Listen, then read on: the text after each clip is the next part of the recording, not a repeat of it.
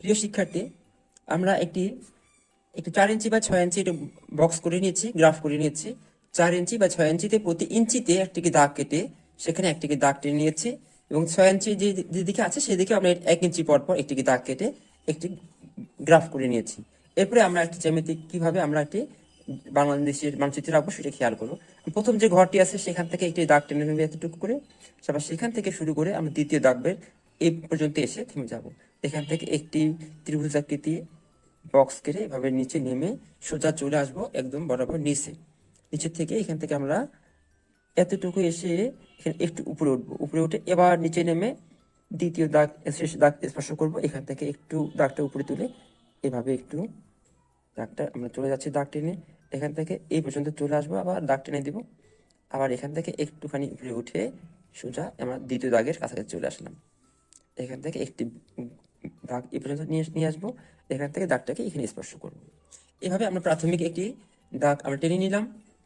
এরপরে আস্তে আস্তে আমরা এখান থেকেই আবার বাংলাদেশের পূর্ণাঙ্গ মানচিত্রে এঁকে ফেলব। এখানে আমরা এইভাবে করে দাগ টেনে দিব।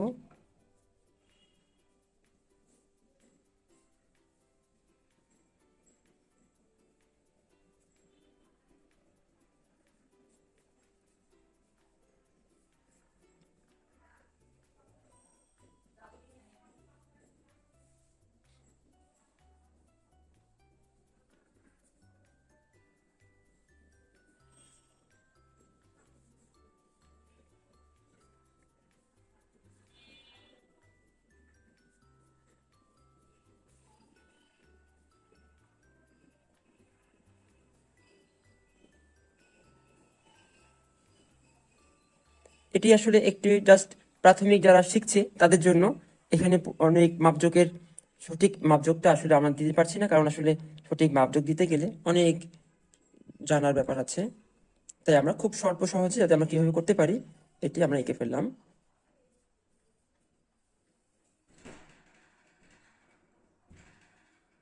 ধন্যবাদ সবাইকে।